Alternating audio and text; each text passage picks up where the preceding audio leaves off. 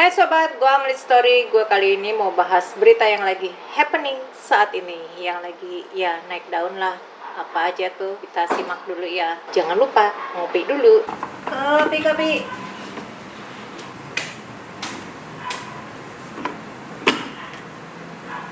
Ngopi. Nah, kita start. Jadi gini nih, ini ada berita, ada kasus ya. Tapi tunggu sebentar. Di sini lagi banyak angin, lagi banyak anak tetangga yang pada mampir ke sini ya. Maklumlah yang gue bilang kemarin, rumah ini mepet sawah. Jadi ya ramai lah di sini. Kalian jangan heran ya, jangan bingung kenapa banyak suara-suara masuk ke videoku ini.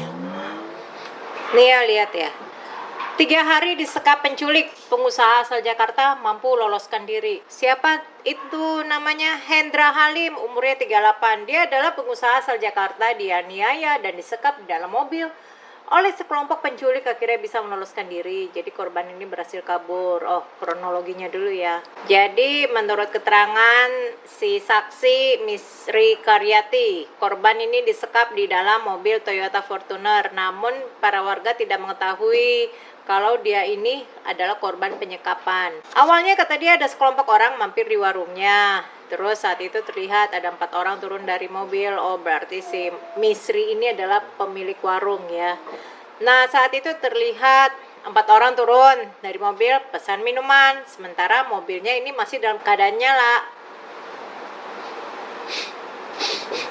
Kita lanjutin dulu deh. Kemudian salah satu dari mereka hendak mengantarkan minum ke dalam mobil, justru tiba-tiba mobil tersebut berjalan kencang masuk ke jalan arah hutan jati di Desa Pajaran. Tiba di wilayah Kabupaten Nganjuk, terus berhenti setelah nabrak trotoar dan pot bunga. Awalnya kondisinya terborgol, dikira penjahat, sehingga akhirnya diketahui bisa ditolong oleh petugas kepolisian.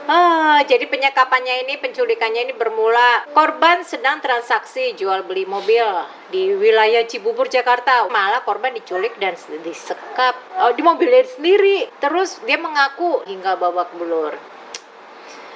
Ada 3 dari 4 pelaku yang telah diamankan, 1 berhasil lari. Minta uang tebusan kepada keluarga korban 5 miliar. Ada kejanggalan ya di sini ya. Bagaimana cara mereka metain orang ini? Maksudnya bagaimana cara mereka memilih orang ini?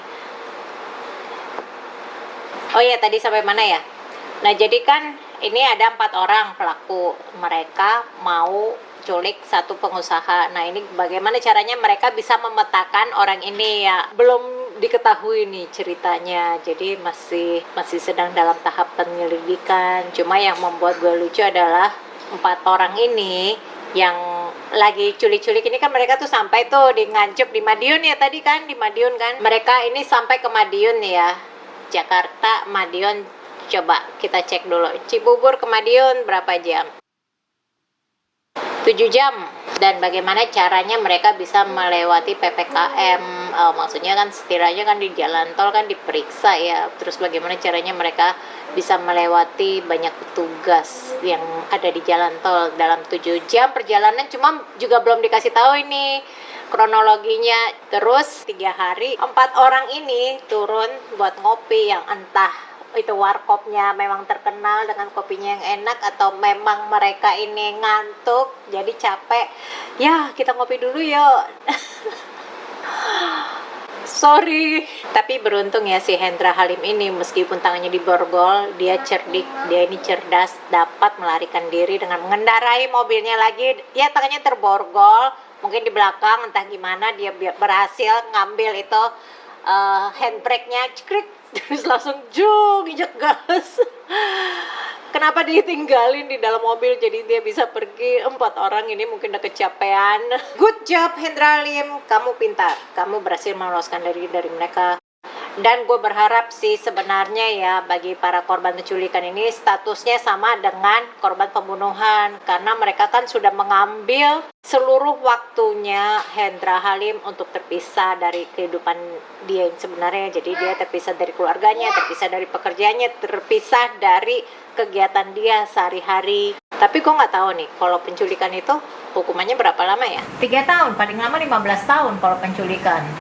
Nggak fair ya, nggak fair sih, masih kurang sih. Kita lanjut ke Tokyo. Ada seorang pria yang menikam 10 orang yang sedang ada di subway. Alasannya mencengangkan. Pada tanggal 6 bulan 8 lalu nih, dia ini melukai 10 orang yang ada di dalam kereta. Kepada polisi, ia benci dan marah melihat wanita yang tampak bahagia. Salah satu korban, seorang mahasiswi, mengalami luka serius. Sisanya luka ringan. Biasanya yang mengalami luka serius ini adalah korban yang pertama nih. Kalau kayak gini, ini kayaknya pria itu kayak mengalami pressure ya, entah dia pernah disakiti oleh wanita, ya pernah ada hubungan kaitannya dengan wanita, atau dia melihat wanita itu sebagai makhluk yang lemah, jadi dia mau menunjukkan kekuasaannya sebagai orang yang punya senjata. Jangan ada lagi deh kayak gini ya. Tapi sebenarnya sih butuh juga loh namanya konseling. Ya supaya mencegah hal-hal yang luapan emosi yang tak terduga seperti ini juga kan. Oke, kita lanjut ke berita yang lain. Oh lihat, ada janda tewas di kolong jembatan tol Jatikarya bekerja sebagai tukang bekam.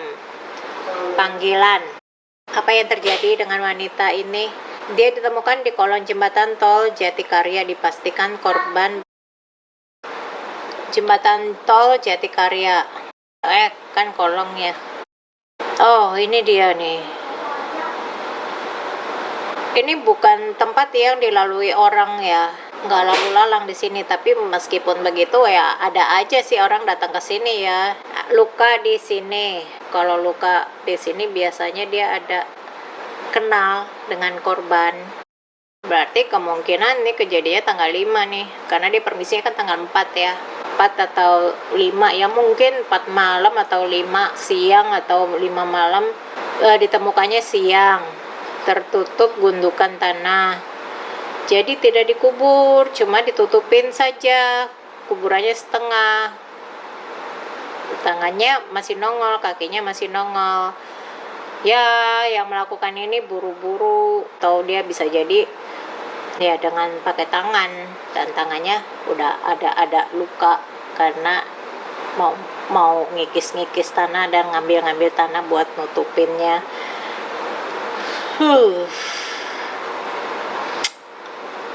Ya why kalau misalnya ada masalah, ada kendala atau ya problematika ya, ini bukan solusinya kok.